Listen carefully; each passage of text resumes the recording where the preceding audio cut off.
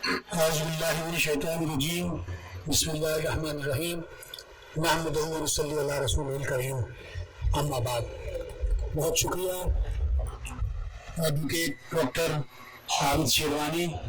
آپ کی نشستوں کی دو افادیتیں ہیں، بلکہ اس سے پہلے میں ایک بات اور کہتا چلوں کہ آج کی اس محفل کے مرکزی صدر ڈاکٹر پروفیسر نور الدین نقوی ہی ہیں. میں تو جزوی صدر ہوں، اس لیے کہ پروفیسر صاحب کا بہت کام ہے، بہت بڑے آدمی ہیں، ادب کے بہت مرکزی شخصیت. ان کے بارے میں کم لوگوں کو معلوم ہے کہ ان کا کیا کیا کام ہے. اس پر ایک پوری کتاب لکھی جا سکتی ہے. بہت بڑی لائبریری ان کے گھر میں، دیواروں پہ کچھ نہیں کتابیں ہیں، بس سمجھ لیجیے. تو یہ صدر ہے، بنیادی صدر آج کی اس محفل کی دونوں نشستوں کے. اور دوسری بات یہ کہ دوستوں، معاملہ یہ ہے کہ ہر تقریب، ہر فورم کا ایک ڈیکورم ہوتا ہے. آج کے دو حصے تھے. نثر کا حصہ جس میں دوستوں نے گفتگو کی، قرطبی صاحب نے گفتگو کی، صاحب نے بہت تاریخی حوالے میں تو حیران رہ گیا. ان کا اتنا مطالعہ ہے، میں تو ان کو خالی وکیل سمجھتا تھا. جو تو تاریخ داں بھی نکلے. آپ نے دیکھا کہ اس کے زاویے سے تاریخ کے معاملات ہمارے سامنے پیش کیے. اور ایک بات اور آپ نے دیکھی ہوگی کہ پروفیسر ڈاکٹر نور الدین نقوی نے جب یہ دیکھ لیا کہ اتنی تفصیلی گفتگو ہو چکی ہے، وقت بھی کم رہ گیا ہے، تو انہوں نے بہت اختصار سے آج کی اس نشست کے حوالے سے، ورنہ کیا ہم یہ سمجھ سکتے ہیں کہ وکیل صاحب کے پاس کچھ کہنے کے لیے نہیں تھا، ان کے بعد بہت کچھ تھا کہنے کے لیے، لیکن انہوں نے معاملے کی نزاکت کو سمجھتے ہوئے، دیکھتے ہوئے مختصر گفتگو کے خطاب کیا. اور تیسری اور آخری بات یہ کہ جو میں نے ڈیکورم کی بات کی، ہر پلیٹ فارم کی ایک طریقہ کار ہوتا ہے، ایک اس کا حوالہ ہوتا ہے، اس کی ترتیب ہوتی ہے. تو یاد رکھیے کہ کسی محفل میں آپ جائیں، چاہے گفتگو کی محفل ہو یا خاص طور پہ شاعری کی محفل، صدر محفل کی اجازت سے ہی اپنے کلام کا آغاز کیجیے. اس کے علاوہ پھر کوئی بات کیا رہ گئی؟ اگر یہ چھوٹی سا عنصری باقی نہ رہ جائے کہ میں عقیل صاحب سے کہوں سر اجازت ہے، وہ مجھ سے کہہ دیں گے اجازت ہے، یہ تو نہیں کہنے کا حکم نہیں ہے، ظاہر ہے کہ کہیں اجازت ہے. تو اس لحاظ کو، اس مربت کو اجازت سے دی تھی. آپ کی توجہ کم دیکھ رہا ہوں میں.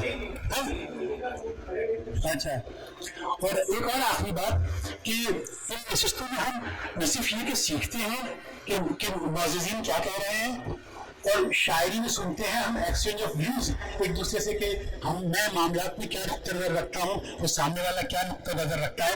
اس حوالے سے یہ بات سمجھنا بہت ضروری ہے کہ ہم جب ہم شعر پڑھیں تو ہمیں اس میں نہ صرف یہ کہ کچھ سیکھنے کا موقع ملے، بلکہ ہماری تربیت بھی ہو فکر سخن. ٹھیک ہے نا؟ تو جیسے کہ آپ نے پہلے رکھا تھا، ایک مصرع رکھا آپ نے کہ رگوں میں وہ لہو باقی نہیں ہے. بہت اچھی بات ہے. دیکھیے جب ہم مصرع طرح پہ کلام کہتے ہیں تو بات سامنے کھل کے آ جاتی ہے کہ یہ کتنا شاعر ہے، کس سطح کا شاعر ہے، شاعر ہے بھی کہ نہیں ہے. بہت سے لوگ جن کے آپ نے نام لیے نہیں آئے، مجھے یقین ہو کہ وہ اس بنیاد پہ نہیں آئے کہ وہ اس مصرے پر یا کسی بھی اقبال کے مصرے پر شعر کہہ نہیں سکے ہوں گے.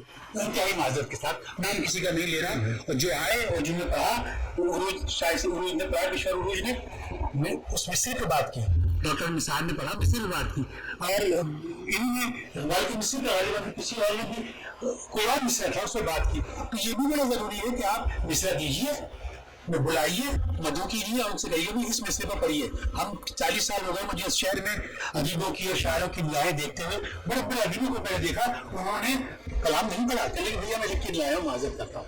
بہت بڑی بات ہے یہ کہہ دینا بڑا آتا ہے کہ میں لکھ کے لایا ہوں، میں کوئی اور چیز پڑھ دیتا ہوں. یہ تو کوئی نہیں پڑھ دے گا. کراچی میں ہزاروں لاکھوں شاعر ہیں. چھوٹی سی گزارشات تھی.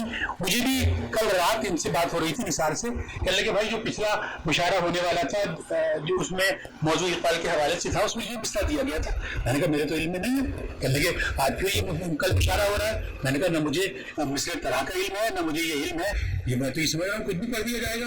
میں نے کہا کیا مصرع ہے؟ انہوں نے یہی مصرع دیا کہ رگوں میں وہ لہو باقی نہیں ہے. تو وہ میں نے اسی مصرے پہ پھر رات میں جا کے کچھ اشعار کہے، وہ آپ کی سماعتوں کی نظر کا مطلب ہے کہ اگر باتوں میں تو باقی نہیں ہے،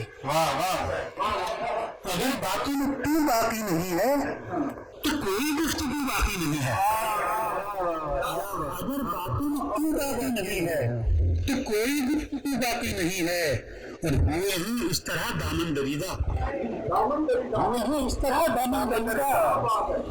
تمنا رفو باقی نہیں ہے، اس طرح دامن دریدہ، تمنا رفو باقی نہیں ہے، کشور تمہاری آواز نہیں آ رہی ہے، اس طرح دامن دریدہ تمنا رفو باقی نہیں ہے، اور عجب ہے دل کی ویرانی کا عالم، کیا بات ہے، عجب ہے دل کی ویرانی کا عالم، کوئی بھی آرزو باقی نہیں ہے، عجب ہے دل کی ویرانی کا عالم، کوئی بھی آرزو باقی نہیں ہے۔